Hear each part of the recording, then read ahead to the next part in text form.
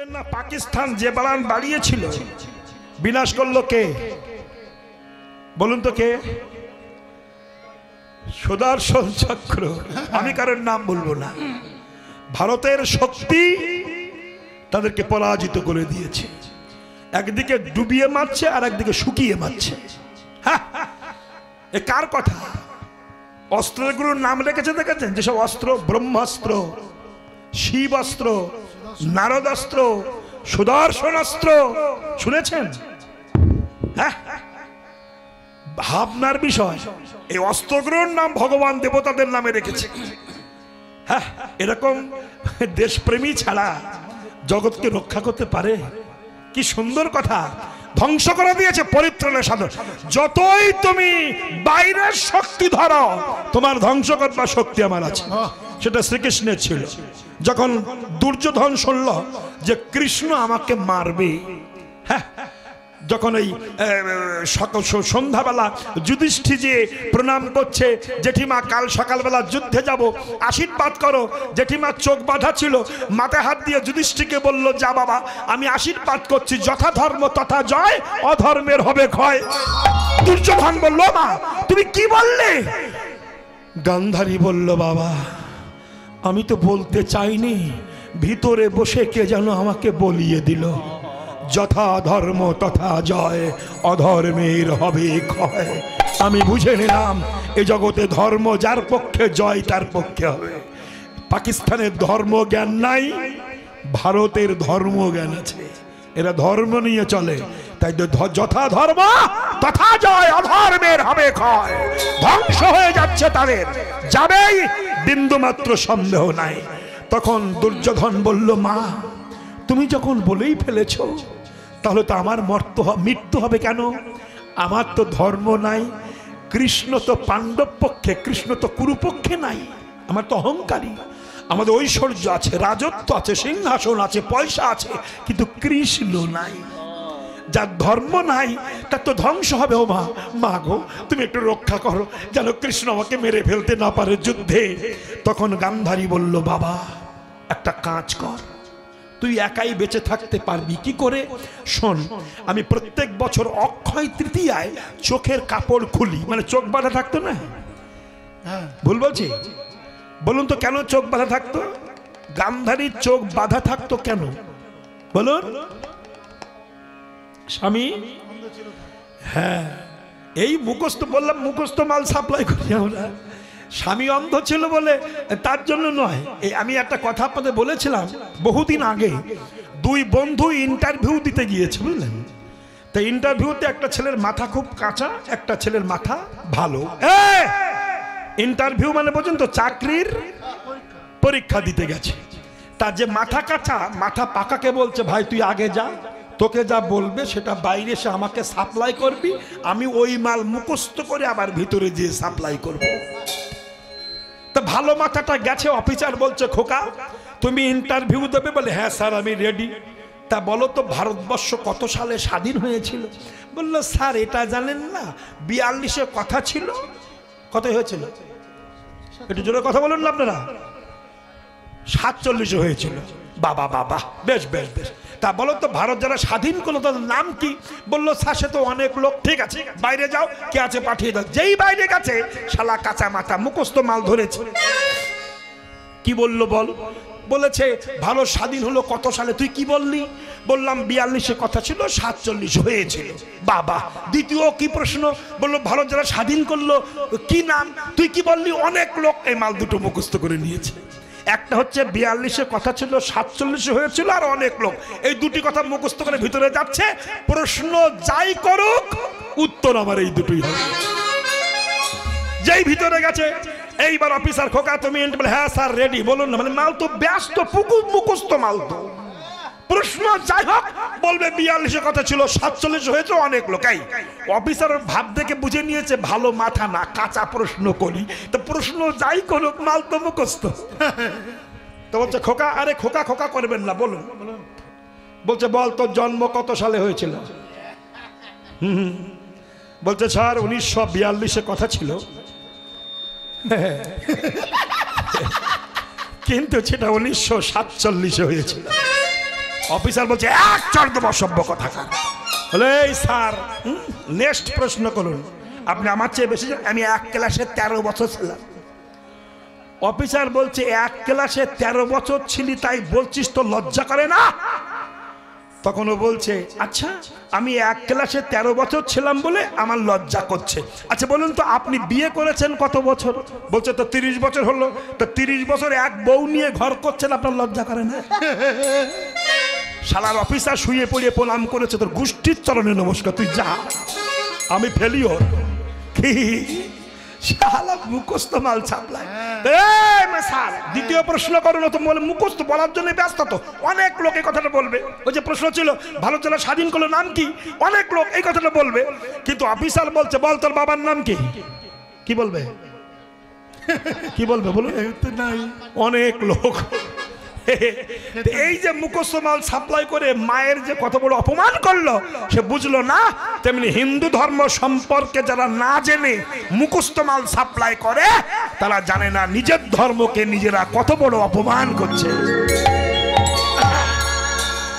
আমি বলবো এবার মা বলেছিল যথা ধর্ম তথা জয়, অধর্মের হবে ক্ষয়। তখন দুর্যোধন বলেছিল মা চোখে কাপড় বাঁধা ছিল, আমাকে তুমি রক্ষা করো। তো বললো যা আমি অক্ষয় তৃতীয়ায় কাল সকালবেলা চোখের কাপড় খুলবো। তাহলে কাপড় বাঁধা ছিল কেন? স্বামী অন্ধ ছিল তাই না। এবার তত্ত্বটা একটু বলবো। বলা হয়নি। হরে কৃষ্ণ। আমি ছোট্ট করে বলছি, বেশি বড় করে নয়। কথা ছিল যখন গান্ধারী নিজের স্বামীকে কৃষ্ণমুখী করতে গিয়েছিল, হে স্বামী, যে জগৎ স্বামীকে ভালোবাসে না তাকে স্বামী বলা যায় না। হে স্বামী, তুমি কৃষ্ণের পক্ষে হও, নইলে তোমার রাজ্য ধ্বংস হয়ে যাবে। অন্ধ ধৃতরাষ্ট্র অহংকার মঞ্চে বসেছিল, বলেছিল গান্ধারে, যে কৃষ্ণ লোকের বাড়ি চুরি করে খায়, ঘরে চুরি, লম্পট চরিত্রহীন, কাপড় চুরি করে, লোকের ঘরে চুরি করে খায়, গরু চড়িয়ে বেড়ায়, সে আমাকে ধ্বংস করবে। অনেক বাজে কথা যখন বলল, স্বামীর মুখে নিন্দা শুনে গান্ধারী ঘরে এসে চোখে কাপড় বাঁধল। তখন বিদুর বলেছিল বৌদি তুমি চোখে কাপড় বাঁধলে কেন? এই জায়গায় গান্ধারী বলেছিল আমি তোমার দাদার কাছে গিয়েছিলাম কৃষ্ণমুখী হতে, সে এত বাজে কথা কৃষ্ণকে বলল, কৃষ্ণ নিন্দা শুনে আমি চোখে কাপড় বাঁধলাম। কেন? আমি তার ঘর করব, তার সেবা করব, তার সংসার করব, কিন্তু চোখ বেঁধে করব কেন? কৃষ্ণ বিদ্বেষী স্বামীর মুখ আমি দর্শন করব না। এটাই হলো তার মনের কথা। তাই বলল বাবা আমি বছরে অক্ষয় তৃতীয়ায় একদিন চোখে কাপড় খুলি, তা কাল সকালবেলা খুলবো।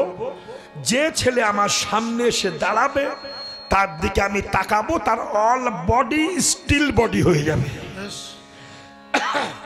দুর্যোধন ভাবলো তাহলে ভোরবেলা মায়ের কাছে যাব, উলঙ্গ হয়ে যাব, মা আমার দেহের দিকে তাকাবে, আর যখন তাকাবে তখন অল বডি স্টিল বডি হয়ে যাবে।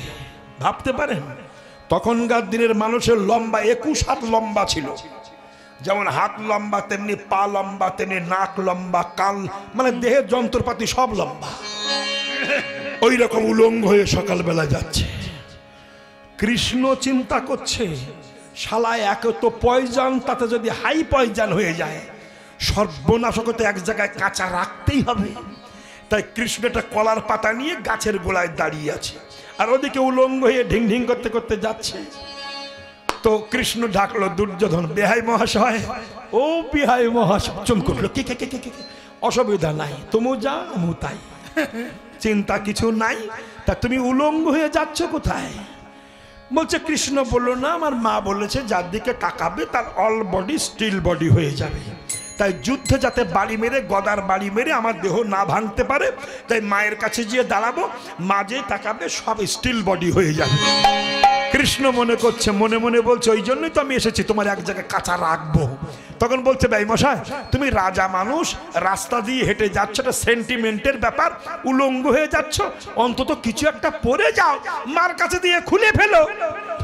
কৃষ্ণ ভাবছেন যদি পরাতে পারি শালা খুলতে আর দেবো না। দুর্যোধন বলল আমি তো কিছু পরার নিয়ে আসিনি। তখন 1.5 হাত লম্বা একটা কলার পাতা কৃষ্ণ দিয়েছে। তো এরকম পড়তে যাচ্ছে, অল সাইড কভার হচ্ছে না। তো বলছে কৃষ্ণ তো অল সাইড কভার হয় না।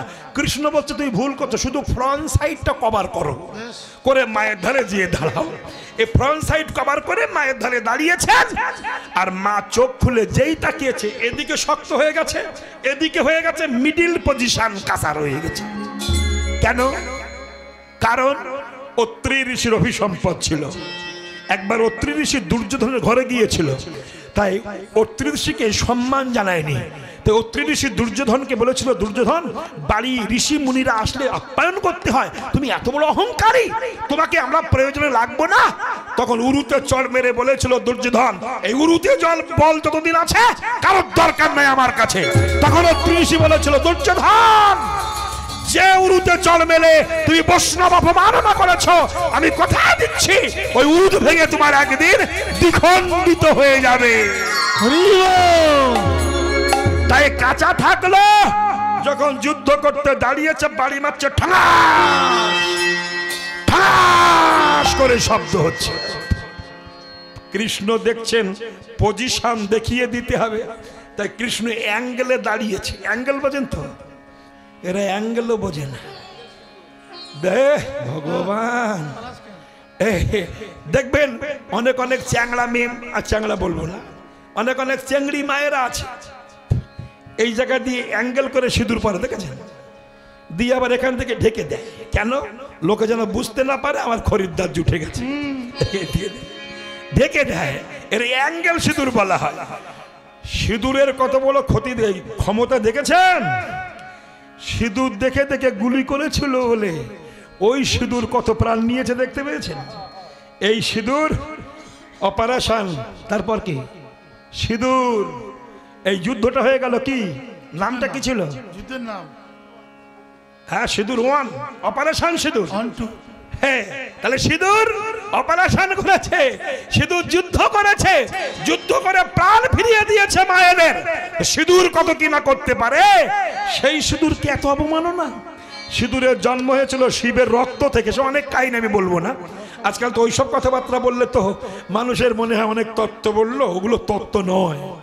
যে তত্ত্বে জীব তৈরি হয় না, যে তত্ত্বে হিন্দু ধর্মে রক্ষা হবে না, ওই ঝ্যাঁটা কোথায় রাখতে হবে, কুলো কোথায় রাখতে হবে, স্ত্রীর পাশে বসতে হবে। হ্যাঁ হ্যাঁ, স্ত্রীর কোন পাশে বসতে হবে, বৃহস্পতিবারে একটু ফটকিয়ে দিয়ে ঘর মুছবে, লক্ষ্মী হড়হড় করে ঘরে ঢুকবে, এরে কীর্তন বলে না, এরা কীর্তন নয়। যাই হোক, এইসব কথাবার্তা অনেক হচ্ছে, কিন্তু যে কথাই চেতনা জাগবে না সেটা কীর্তন নয়।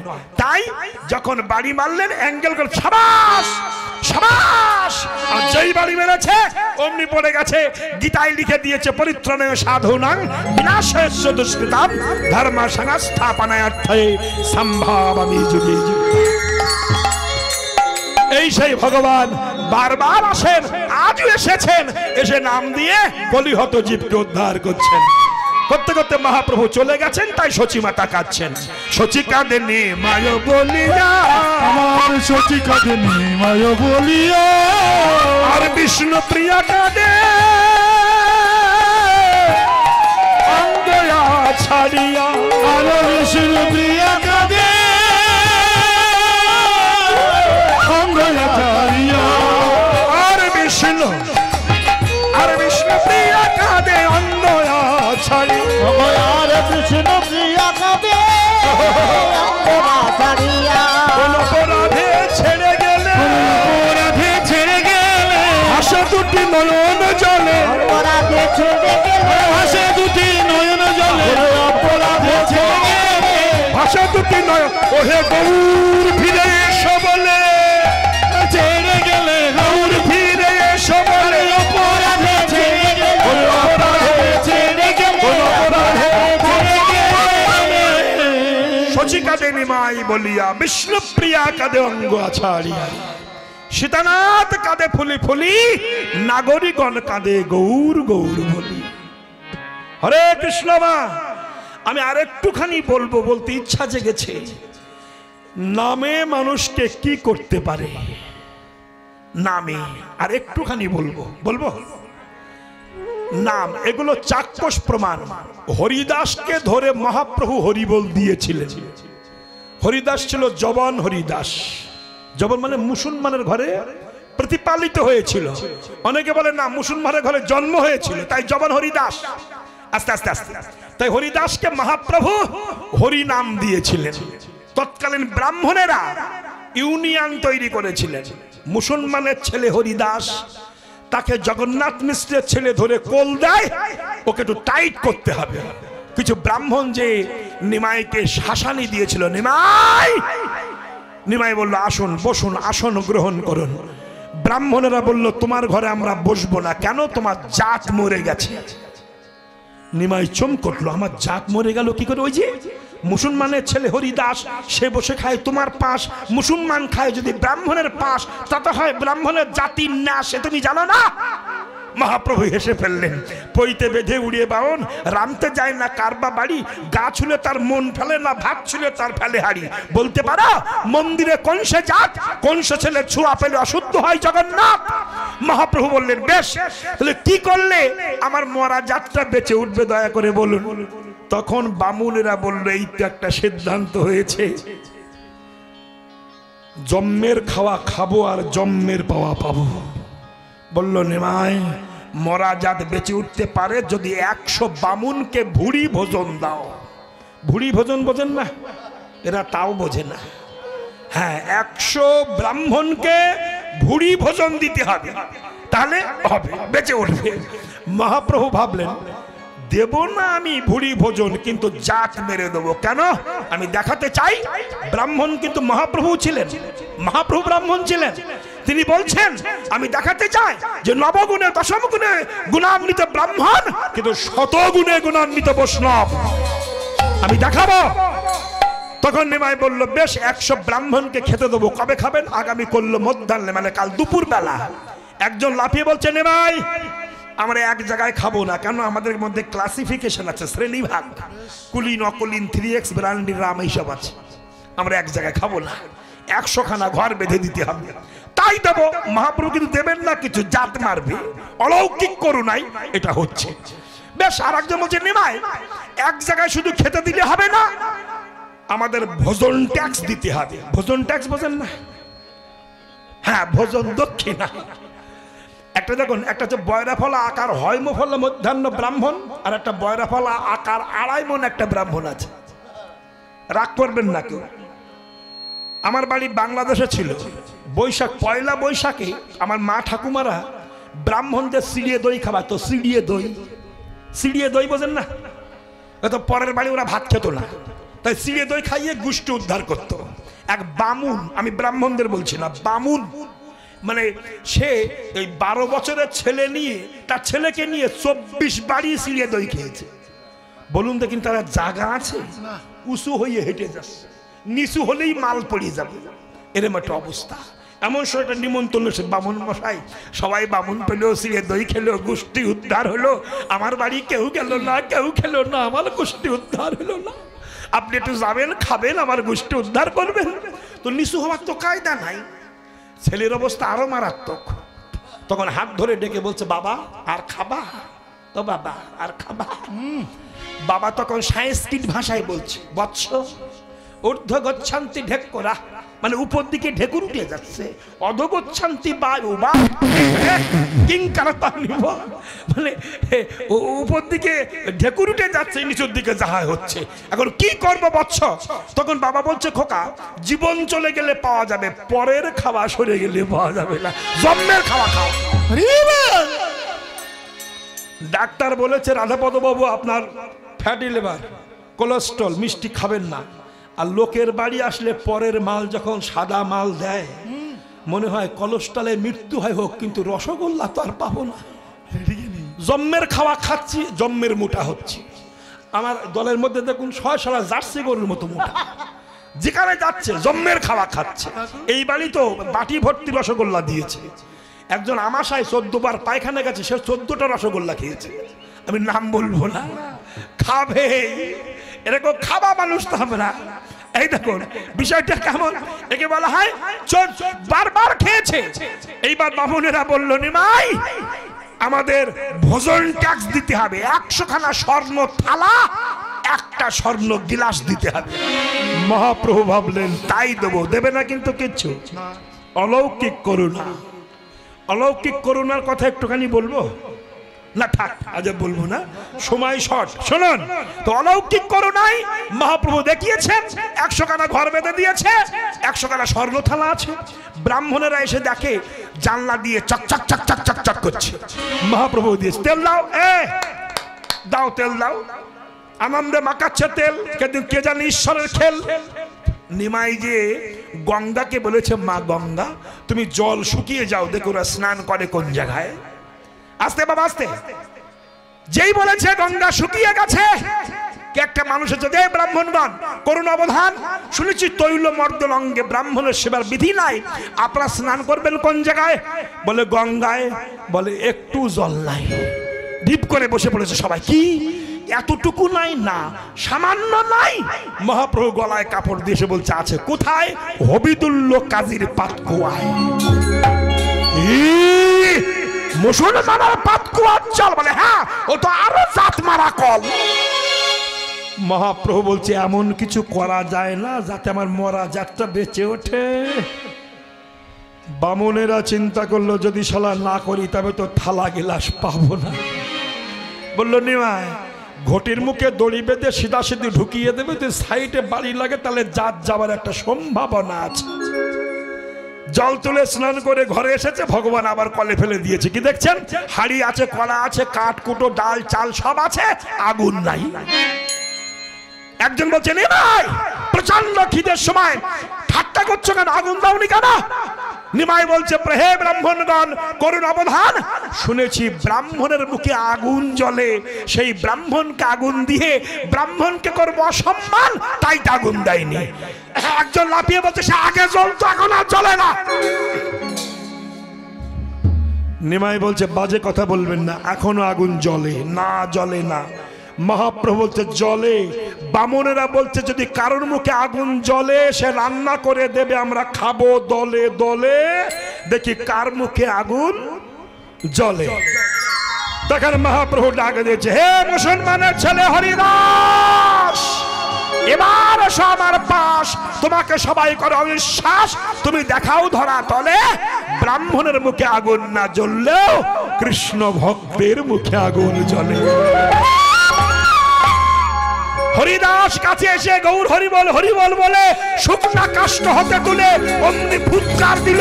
দেখতে দেখতে ব্রহ্মাগ্নি জ্বলিয়া উঠিল, স্বর্গ হইতে পুষ্প বৃষ্টি হলো, উলধ্বনি হলো, হরিধ্বনি হলো, ভক্তের বাসনা ভগবান পূর্ণ করে দিলেন। এমন নামের করুণা।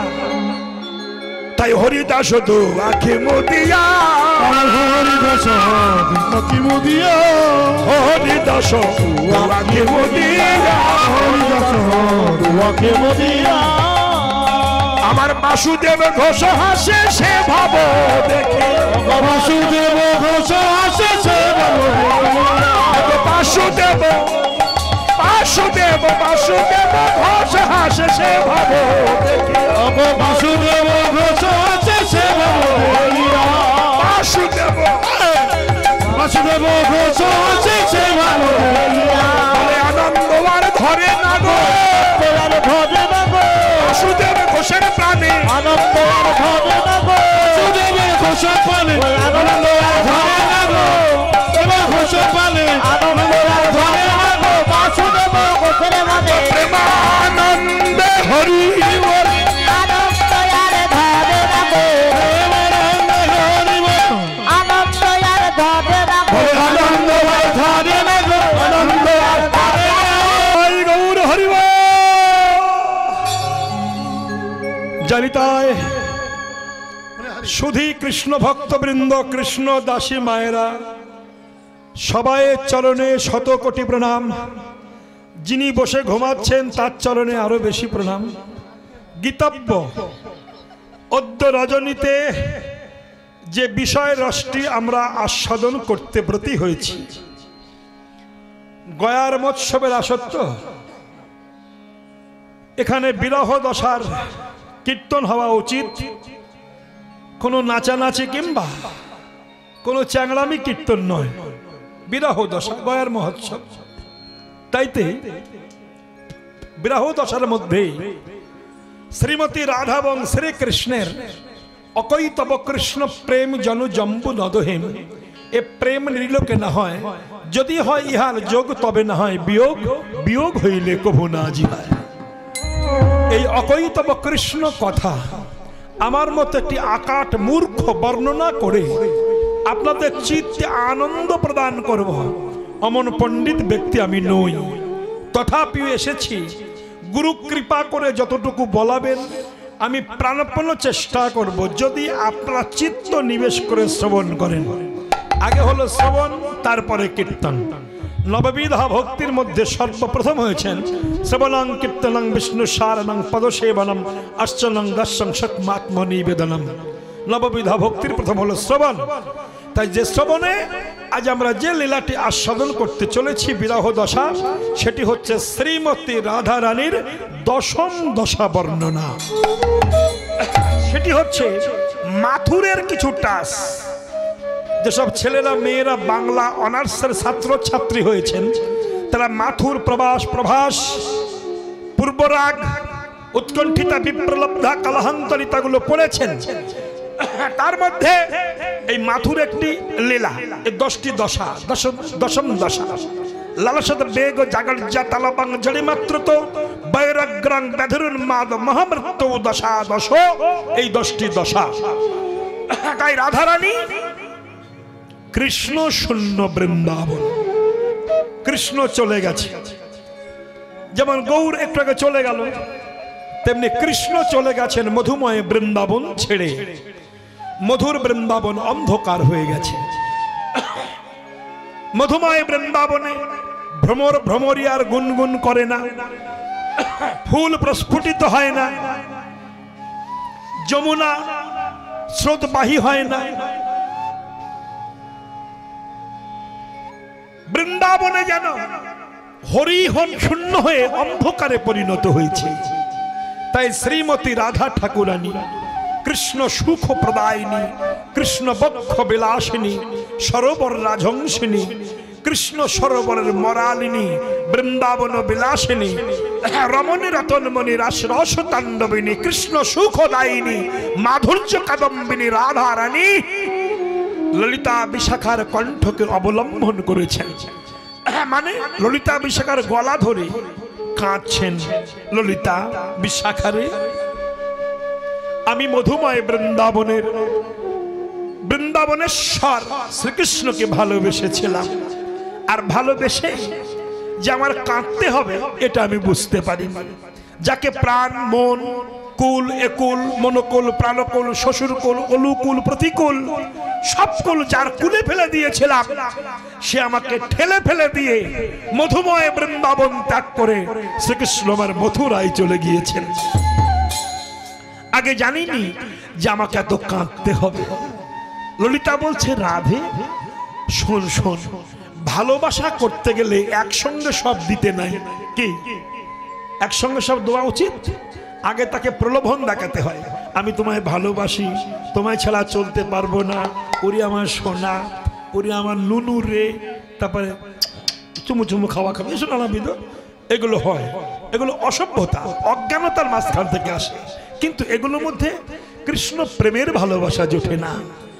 কৃষ্ণ প্রেমে চুমু খাওয়া হয় না, কৃষ্ণ প্রেমে কুচ কিচ খাওয়া হয় না, কৃষ্ণ প্রেমে ফেসবুক হয় না। কৃষ্ণ প্রেম করলে শুধু কাঁদতে হয়। কফুটা চোখের জল ফেলেছো যে তুমি আমায় ভালোবাসবে, শুধু কেঁদেই কৃষ্ণের সঙ্গে ভালোবাসা করতে হয়। তাই ললিতা বিশাখা বলছে, রাধে শোন, তুই কৃষ্ণকে ভালোবাসতে যে দন্ত সব দিয়ে তালেবির সব হয়ে গেছিস। দন্ত সব মানে সর্বস্ব, আর তালেবির সব মানে মরা। তুই সব দিয়ে মরা হয়ে গেছিস, হাতে কিছু রাখতে পারিস। রাধারানী বলল, সখিনী আমি তো হাতে রেখে ভালোবাসতে চেয়েছিলাম, কিন্তু বৈষ্ণবের মুখে শুনেছি কিছু থাকলে নাকি কৃষ্ণ মেলে না, তাই তো আমি উজাড় করে সব ঢেলে দিয়েছি। তাই সখী তোদের সঙ্গে বলতে চাই, কৃষ্ণ আমার চলে গেছে মধুময় বৃন্দাবন ত্যাগ করে। চলুন, এ হচ্ছে আদি পদাবলী কীর্তন, আপনাদের একটু শোনাচ্ছি। শুনুন, আপনাদের দেশে তো আদি কীর্তন হয় না, এগুলো আদি পদাবলী কীর্তন। চলুন শুনি পদখানা। সখীরে চল না শোন নিবান্ধব, একটা তিওট গান, আমি গাইব না, তাল। নিবান্ধব হইল পুরী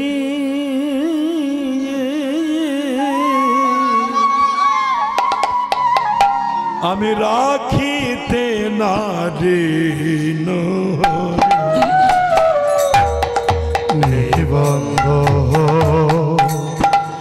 হইল করি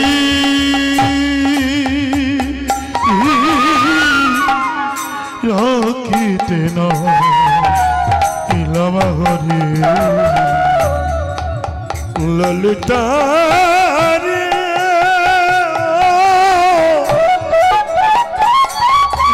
শাখার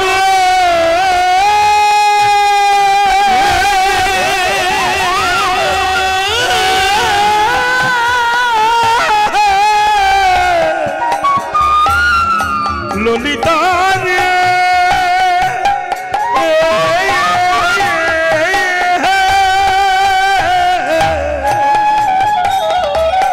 ললিতার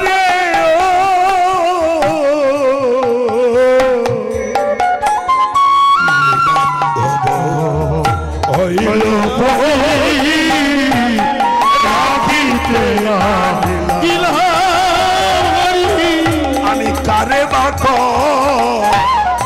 হব মন দুঃখ, আমি কারে বাক হইল মন দুঃখ, মনের দুঃখের কথা আমি কারে বলব, দুঃখের কথা কারে বলবো, আমার কৃষ্ণ ছেড়ে চলে গেল, দুঃখের কথা কারে বলবো, কৃষ্ণ ছেড়ে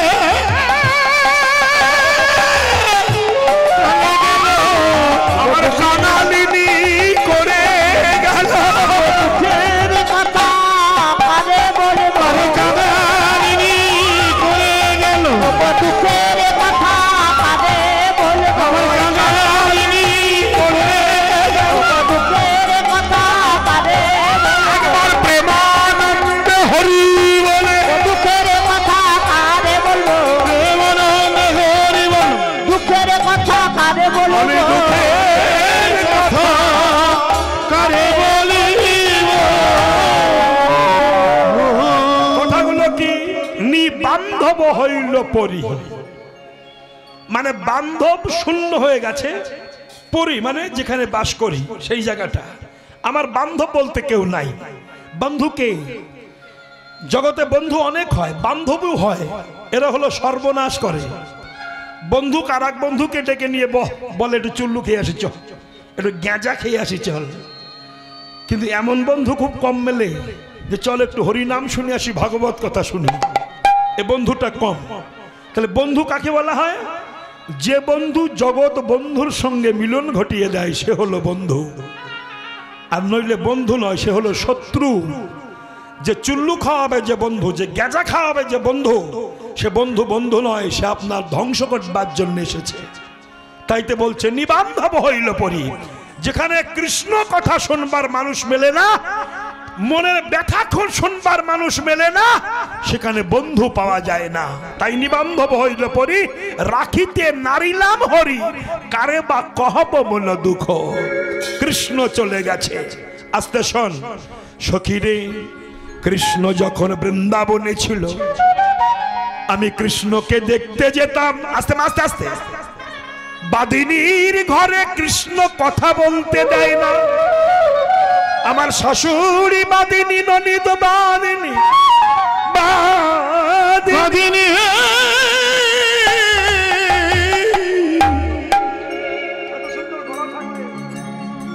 হরে কৃষ্ণ। কৃষ্ণ বাদিনী আমার সংসারে কৃষ্ণ নাম করতে দেয় না, তাই জল আনবার ছলা করে আমি যাই যমুনায়। যেতে যেতে কদম্ব নিপহি বলে আমি কৃষ্ণ বদন দর্শন করি।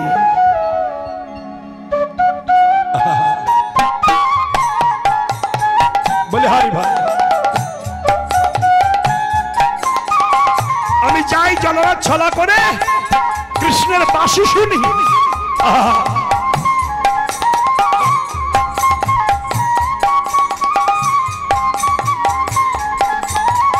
বাবা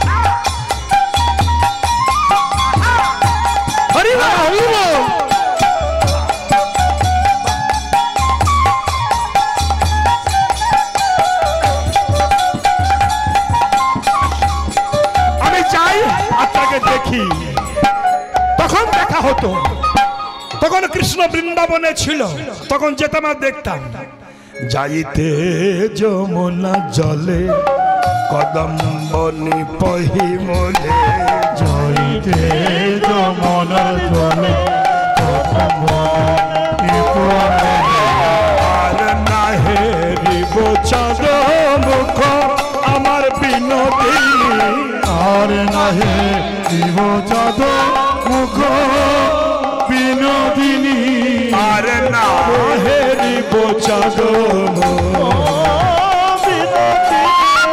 যাইতে যমুনা জলে কদম্বনি পহিমলে আর না হেরিব চাঁদ মুখ এই যে বাবা আমি কৃষ্ণ দেখতে যেতাম যমুনায় জলনার ছলা করে যাকে এত ভালোবাসতাম বাঁচতে বাঁচতে কি কাল দেশে এলো কে অক্রূর আমরা সবে ছিল আনন্দেতে কি বজ্র পড়িল মাঠে সবে ছিল আনন্দেতে কি বজ্র পড়িল মাঠে কাল হইয়া আসিল অক্রূর কাল হইয়া আসি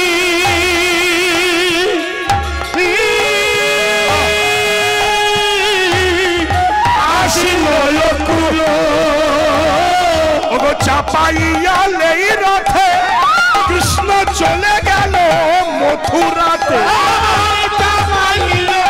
লেই রথে কৃষ্ণ চলে গেল মথুরাতে চলে গেল মথুরাতে আধার রিয়া ব্রজপুর রে আধার করিয়া কৃষ্ণ চলে গেছে রাধারানী কাঁদছেন ও মায়েরা যার জন্য একুল অকুল সবকুল গেল সেই যদি বিপদে ফেলে চলে যায় তখন আর নিজে বেঁচে থেকে কাজ কি হবে তাই সখীদের সঙ্গে এই কথাটা রাধারানী বলছেন এই পথটা হলো মৈথিলী পদ ব্রজবলী ভাষার পদ বিদ্যাপতি দাসের পদ খুব কঠিন পদ এই পদখানা গাইছি ছোটটা তাল ঝাপ তাল 10 মাত্রা শোন সখী যে গাছের তলায় বসে মানুষ ছায়া পায় সেই গাছের ডাল যদি শুকিয়ে যায় তখন সে ছায়ায় বসে লাভ কি আছে তাই পদখানা গাইছে শীতল তছু অঙ্গ জানি সঙ্গ সুখ লালসে শীতল তছু অঙ্গ জানি সঙ্গ সুখ লালসে 1 2 3 4 5 6 7 8 9 10 ধে ধে দা ধে দেবে কথা গাবে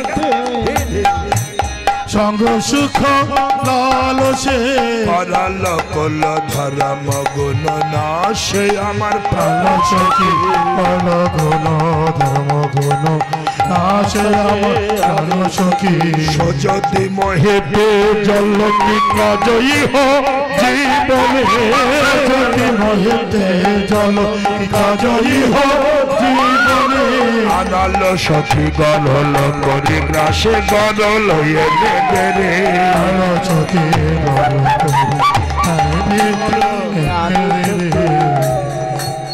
ভালোবাসার মানুষ যদি বেঈমানি করে তখন বিষ খেয়ে মরতে ইচ্ছা করে না?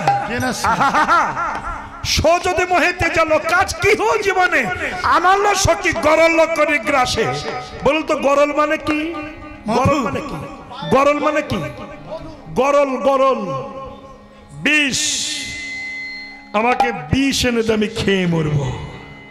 এ কথা যারা মুখে বলে তারা তো মরে না, দাম বাড়ায়। আমাদের গ্রামে আছে, আমি নাম বলবো না, ইউটিউব হচ্ছে তো শুনতে পাবে। তো একটা বউ আছে ছোটখাটো একটুখানি, স্বামী স্ত্রী এত ঝগড়া বাঁধায়, শালা কুকুর ডাকারও সময় দেয় না, এত ঝগড়া বাঁধায়। একদিন বাঁধিয়েছে, বাঁধিয়ে মরতে গেছে। কোথায়? ঠিক বিরাট হাই রোড, হাজার হাজার গাড়ি যাচ্ছে, হাই রোডের পাশে কলা গাছে দড়ি বেঁধে বসে বসে কাঁদে। নাঙল চষের ভাইপো বাড়ি যাচ্ছে, কাকিমা তুমি এখানে বসে? বলছে আমি একা বসে ওই দেখ দড়ি বেঁধেছি কষে। কেন? তোর শোনার দরকার নাই, তুই বাড়ি যা, তোর কাকাকে পাঠিয়ে দে, আমার শেষ দেখাটা দেখে যাক। মানে হাত ধরে বাড়ি নিয়ে যাক। মরার কি ডিজাইন দেখুন। আর একজন মরতে যাচ্ছে, গলায় হাতে আছে দড়ি, গলায় দড়ি দিয়ে মরবে। হাতে দড়ি, হাতে হারিকেন আছে, একটা হারিকেন, রাত্রিবেলা দড়ি দিয়ে। তা হারিকেন দড়ি নিয়ে যাচ্ছে। কোথায় যাচ্ছিস? তো আমি মরবো, এই দড়ি। তো তোর হাতে হারিকেন কেন? যদি সাপে কামড়ায়। এরকম মরণের ডিজাইন, মরবো। তা রাহানিকে সখী বলছে, সখী তুই সত্যি মরবি? আমি বিষ খেয়ে মরবো। সত্যি মরবি তো? হ্যাঁ। তারা ললিত বিষ আনতে যাচ্ছে, আর রাধা তখন বাদী হয়েছে, দাঁড়া বিষ আনিস না। কেন? আমি তো ভেবেছিলাম বিষ খেয়ে মরবো, কিন্তু পরে ভেবে দেখলাম সখী রে, সখী রে, বিষ তো আমি খাবো বটে, কিন্তু এখন প্রশ্ন ভাবছি বিষ খাবো কি করে? কেন? তো মুখ দিয়ে না, না আমি কার বদনে বিষ দেব রে, কার বদনে বিষ দেব রে, এ বদন তো আমার নয় রে, কার বদনে বিষ দেব রে, এ বদন তো আমার নয় রে, এ বদনে বিষ দেব রে। শিশুকালে দান করেছি, শিশুকালে দান করেছি, কৃষ্ণ তোমার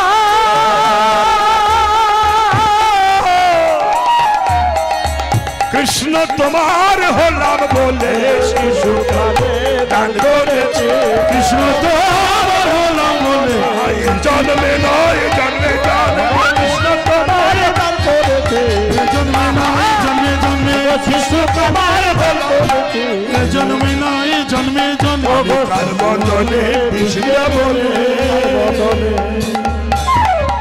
শীতল কচু অঙ্গ জানি সঙ্গ সুকল আলসে, করালও কোন ধর্ম গুণ নাশে, সো যদি মেহতে জাল কি কাজ হো জীবনে, আনাল সকে করালও করি গ্রাসে।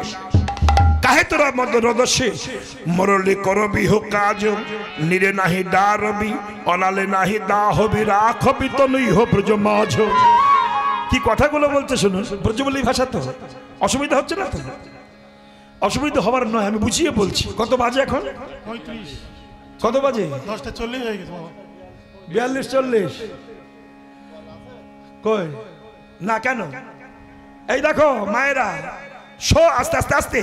ও মা সকল, কি বলছিলাম যেন? কাহে তোরা রদসী মরলি করবি হো কাজ, মৈথিলি ভাষা। আমি মরে গেলে হামারি দোন বাহু ধরি, মানে আমার দুখানা হাত ধরি, সুদৃঢ় করি বান্ধবী, ভালো করে বাঁধবি। কোথায়? শ্যামরূপী তলু তমলের ডালে, তমাল গাছে বেঁধে রাখবি। আহা, কেন?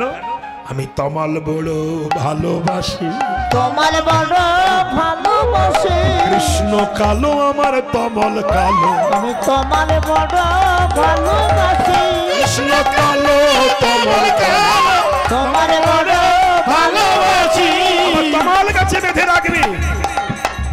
ভালোবাসার কি নিদর্শন দেখুন। এবার আহানি বলছে, সখী রে আমি মরে গেলে, প্রাণ পাখি চলে গেলে আমার তমাল গাছে বেঁধে রাখবি, কিন্তু বায়স যদি এসে আমার দেহটা কুড়ে কুড়ে খায়, বায়স বোঝেন?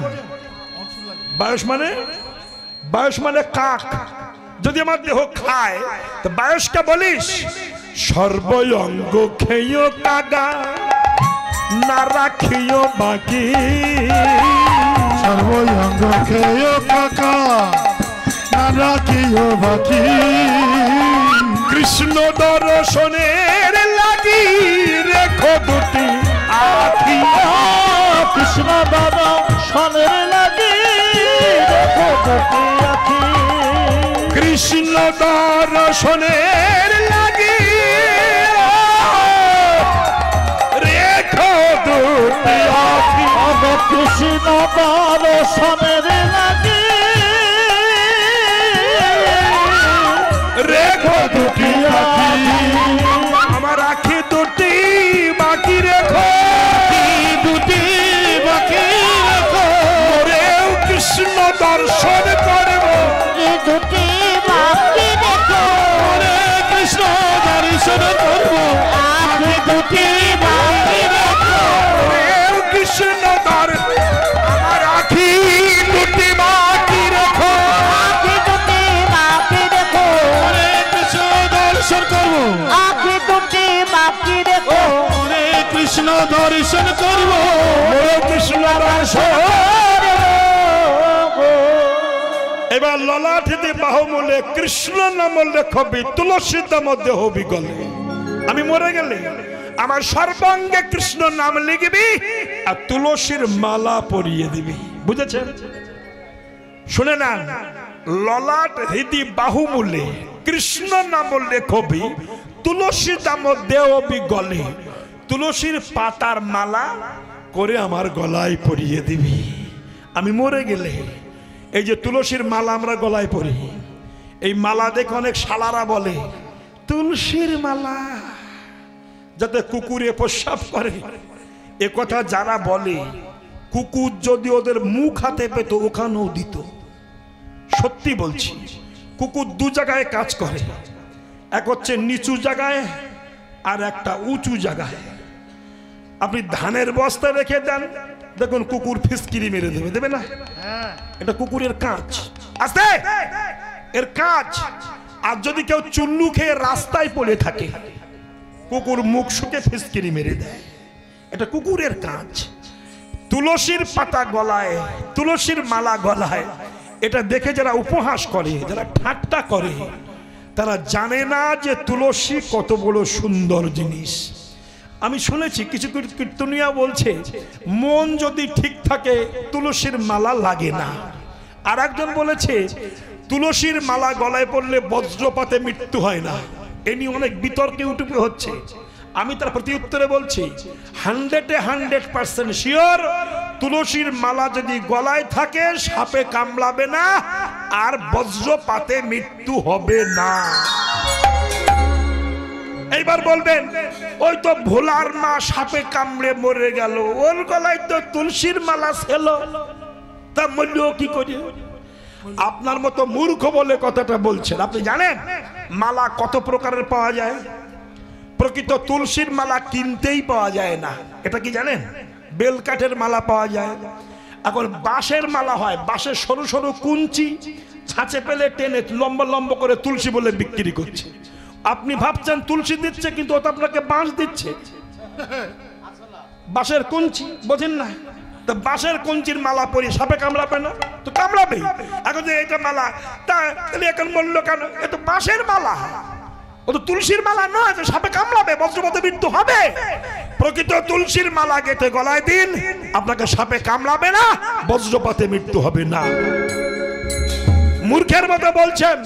একজন বলছে তুলসী গাছের চেয়ে বেগুন গাছের চাষ করা ভালো, এটা সত্য কথা? ভুল, তুমি মূর্খ। তুমি জানো কত বিজ্ঞান হাজারবার রিসার্চ করে তুলসীকে প্রাধান্য দিয়েছে? তুলসীর পাতায় মানুষের কি হয় জানো? আমি রাধাপদ ঘোষ বলছি, শুনে যান। যদি পারেন করবেন, জীবনে উন্নতি হবে। আমি বলে যাচ্ছি, কেননা আমার বয়স তো হলো, আর কদিন বা আপনাদের বলবো। বলে যায় তুলসীর মতো বন্ধু পৃথিবীতে নাই।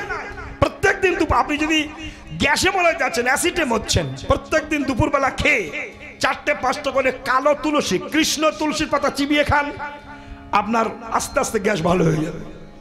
যদি অকাল বার্ধক্য আসে, স্বামী স্ত্রী ঘর করতে পারছেন না, বার্ধক্য আসে, যৌবন শুকিয়ে গেছে, আপনি কালো তুলসীর শিকড় পানের সঙ্গে চিবিয়ে 1 মাস খান, যদি আপনার কাজ নামে কান কেটে দেব। তুলসীর পাতা প্রত্যেকদিন, তুলসীর মঞ্জরি শুকিয়ে চায়ের সঙ্গে চা করে খান, আপনার সর্দি ভালো হয়ে যাবে। একদম ঠিক। হাজার হাজার গুণ আছে তুলসীর মধ্যে। কিন্তু বেগুন মানে কি? বেগুন মানে কি? না, গুণ নেই বললে হবে না, বেগুনেরও গুণ আছে। ও চুলকুনি গুণ আছে, আছে না? একদম অ্যালার্জি যার চুলকায় না তারও চুলকায় যদি বেগুন খায়। সর্বরঙ্গে। তাহলে এবার যদি বলে তুলসী গাছ বাদ দিয়ে বেগুন লাগানো ভালো, তার মতো মূর্খ জগতে আছে? অতএব এই হিন্দু ধর্মটাকে যে যেভাবে পাচ্ছে বিক্রি করে সংসার চালাচ্ছে। কি বলছেন? কি রে মা? দলটা নেই বাবা। দল দল আসবে? হ্যাঁ যাও, এখনো ঘন্টা যাবে তাই আসবে। ওরে বাবা রে, অনেক রাত হয়ে গেল তো। হরে কৃষ্ণ। তাহলে তুলসীর পাতা, তুলসীর মালা মানুষের ক্ষতি করে না, উপকারী করে। ও মায়েরা, তাই রাহানি বলছে সখীরা আমি মরে গেলে ললাঠিদি বাহুমূলে কৃষ্ণ নাম লেখবি, তুলসী দাম দেবি গলে। আপনারা বুঝি জানেন যে আমি সত্যি সত্যি 3 ঘন্টার বেশি গান গাই না, রাত 10:30টাও গান করি না, কিন্তু আজকে করছি। কেন? আজ আমার রাত্রে গান গেয়ে এই বাড়ি থাকতে হবে। কেন? কালকে ক্যানিংয়ে বেলা 3টের সময় গান, বাড়ি গেলে আমি গান ধরতে পারবো না, তাইতে থাকতে হবে। যে বাড়ি এসেছি গান করতে, খুবই ভদ্র মানুষ, খুব যত্ন আপ্যায়ন করছে, আর একটু বেশি করছি কেন রাত্রে থাকতে হবে তো। এই জন্য যদি মুখ কালো করে এটা ব্যাপার থাকে, করবে না, কারণ পরিবেশ খুব ভালো, আমি এসেই দেখেছি, খুব ভদ্র ফ্যামিলি। যাই হোক, জানি তাই। তো এবার চলুন যাই, এবার আপনাদের শ্রীচরণে প্রণাম জানিয়ে এই কথাটা শেষ করে বলবো যে ললাঠিদি বাহুমূলে কৃষ্ণ নাম লেখবি, তুলসী দাম দেবি গলে। ললিতালেহ কঙ্কন বিশাকালেহ অঙ্গরে, চিত্রালেহ নির্মল চুড়িতে, বিরাহ অনালে রাধে, সততহি কাতর শুনিছেলে বিদ্যাপতি চিতে। এই বিদ্যাপতি দাসের পদ রাধারানী সখী সঙ্গে করে এমনি ভাবে কাঁদছেন। সখী রে কোথায় গেলে কৃষ্ণ পাবো? বৃন্দা দেবী বলছে রাধে রাধে, আমি তোর কৃষ্ণকে এনে দেখাবো দেখাবো, আমি তোর কৃষ্ণের সঙ্গে মিলন ঘটিয়ে দেব ঘটিয়ে দেব। কিন্তু তুই আমাকে কি দিবি? রাধা বলছে বৃন্দে তুই যা চাইবি তাই দেবো। বৃন্দা বলল শোন রায়, আমি কৃষ্ণকে এনে তোর সঙ্গে মিলন ঘটিয়ে দেব, কিন্তু তোর কাছে একটা বস্তু আমি চাইবো। কি? আমি রাধা কৃষ্ণের যুগল দেখব, কৃষ্ণের যুগল দেখে মানব জনম ধন্য করব, রাধা কৃষ্ণের যুগল আমি মানব জনম ধন্য করব, আমার নারী জনম ধন্য হবে, যুগল দেখব, নারী জনম ধন্য হবে, রাধা কৃষ্ণের যুগল দেখব, রাধা কৃষ্ণের যুগল। বেশ আর নয়, রাই তুই দেরি কর, ধৈর্য ধর, আমি যাচ্ছি। রাই ধৈর্য করু ধৈর্যং মম, ধৈর্যং করু ধৈর্যং মম, গচ্ছং মথুরায়, ধৈর্যং করু ধৈর্যং মম, গচ্ছং করু না। ধৌরব পরে প্রতিপক্ষে যাহা দর্শন পায়, ভদ্রাঙ্গতি ভদ্রাং ভদ্রাঙ্গতি ভদ্রাং, ভদ্রাং করু গমনা, ভদ্রাঙ্গতি ভদ্রাং চিত্র করু গমনা, অবিলম্বনে মথুরাপুরী, অবিলম্বনে মথুরাপুরী প্রবেশ করাল ভ্রমণা, অবিলম্বনে মথুরাপুরী প্রবেশ করল ভ্রমণা। আনন্দবার ঘরে না, আনন্দবার ঘরে না, আনন্দবার ঘরে না, রাধা কৃষ্ণের মিলন হবে, রাধা কৃষ্ণের মিলন হবে, রাধা কৃষ্ণের মিলন হবে, প্রেমানন্দ হরি বলে, প্রেমানন্দ হরি বলে, আনন্দ ভাবে না, আনন্দ ভাবে না, বাহ্যিক স্মৃতিশূন্য ভালোবাসা। সম্মুখে তোমার বৃক্ষকে দেখে রাধারানী জড়িয়ে ধরেছি। পাগলা ভালোবাসা। ওগো কৃষ্ণ বলি তমাল বৃক্ষকে জড়িয়ে ধরেছে, রাধা রানী আমার সম্মুখেতে তমাল বৃক্ষ দেখিতে পাইল, সম্মুখেতে তমাল বৃক্ষ দেখিতে পাইল। কৃষ্ণ বলে রাধা রানী জড়ায়ে ধরিল, কৃষ্ণ বলে রাধা রানী জড়ায়ে ধরিল, বলে বধূ একবার কথা বলো, বধূ একবার কথা বলো, তুমি বললে কথা বলতে পারো, কথা বললে কথা বলতে পারো, আমি শয্যা সাজিয়ে রেখেছি, এই শয্যার সঙ্গে তোমার মিলন হবে। বাবা সবাই একটু উলধ্বনি বা মনানন্দে হরে কৃষ্ণ।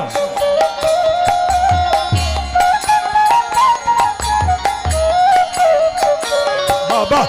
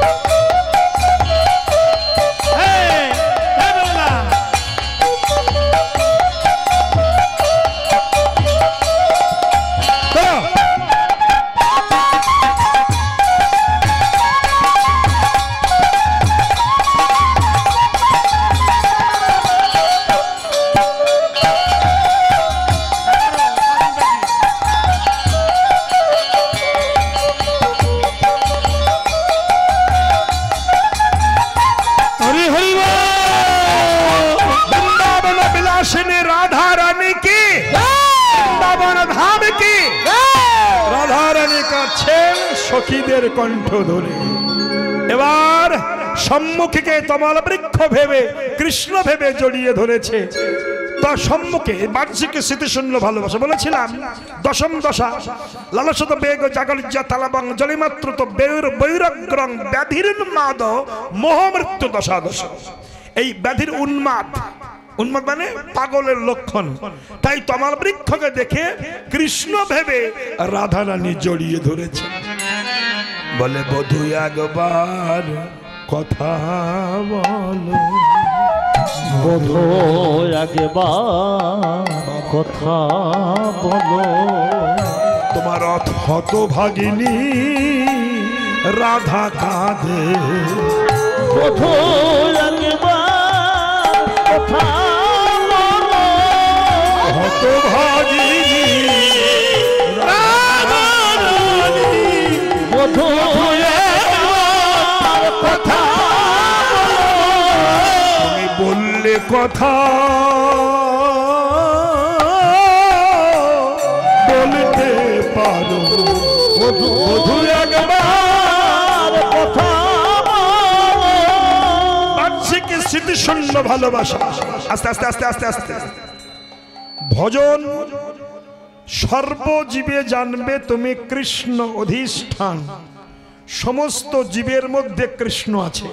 তুমি বিচার করার কে, তুমি ভাবার কে? আমি বৈষ্ণব, এটা অহংকার। আমি বৈষ্ণব নই, আমি বৈষ্ণবের চরণের দাস, অনুদাস, দাসেরও দাস। তবেই তোমার ভজন হবে, নইলে হবে না। এখন গ্রুপবাজি দলবাজি এতে হরি ভজন হয় না। রাধানী বলছে বধূ তুমি এর উন্মাদ দশা ভালোবাসা, কৃষ্ণকে যে ভালোবেসেছে প্রাণ দিয়ে, তার কোনো চক্ষু লজ্জা আত্মসম্মান আপন পর ছেলে মেয়ে পাগল পাগলি কিচ্ছু জ্ঞান থাকে না, হরি ভজনই করে যায়। তো তমাল বৃক্ষকে জড়িয়ে ধরেছে তো কৃষ্ণ ভেবে, বহুদিন দেখে না, তমাল গাছটা শক্ত লেগেছে।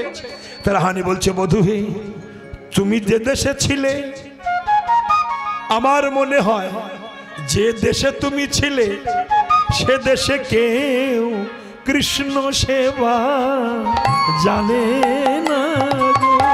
কৃষ্ণ সেবা জানে যদি জানতো তবে অঙ্গ কেন কঠিন হলো। কৃষ্ণ সেবা জানে না গো, কঠিন হলো। কৃষ্ণ সেবা জানে না গো, তোমার অঙ্গ কেন, অঙ্গ কেন কঠিন হলো, তারা কৃষ্ণ সেবা জানে না গো। বলুন কেন প্রধানী যাকে দেখছেন তাকে কৃষ্ণ দেখছেন। কৃষ্ণময় কৃষ্ণ যার ভিতর বাহিরে, যাহা যাহা নেত্র বলে তাহা কৃষ্ণ স্ফুরে। কথাটা কি বুঝলেন? আজকাল অধিকাংশ কৃষ্ণ ভজন যারা করে তারা গ্রুপবাজি করে। গ্রুপবাজি কেমন? আমার গুরুদেবের শিষ্যরা আমার আর কেউ নয়, না সবাই কৃষ্ণ ভক্ত, সর্বজীবে জানবে তুমি কৃষ্ণ ধিষ্ঠা। বিচার করার তুমি কে? এই গ্রুপবাজিতে তো হিন্দু ধর্ম শেষ হয়ে গেল। ইসকন একটা গ্রুপবাজি করছে, গৌড়ীয় মঠটা গ্রুপবাজি করছে, চৈতন্য মঠে গ্রুপবাজি করছে, রামকৃষ্ণরা গ্রুপবাজি করছে, অনুকূল ঠাকুর এক গ্রুপবাজি করছে। এই গ্রুপবাজি করে এর সঙ্গে মিল নাই, ওর মুখ দেখে না, এই বলে হিন্দু ধর্মটাই ধ্বংস হয়ে যাচ্ছে। এটা কি ভজন? এটা হরি ভজন? রাধারানী বলছে আমার মতো প্রেম করো, গাছকে কৃষ্ণ ভাবতে শেখো, তবেই কৃষ্ণ ভজন হবে, নইলে হবে না। তুমি কে? তাইতে গাছকে জড়িয়ে ধরে বলেছেন হে কৃষ্ণ তুমি কথা বলো। তাই সম্মুখেতে তোমার বৃক্ষ দেখিতে পাই,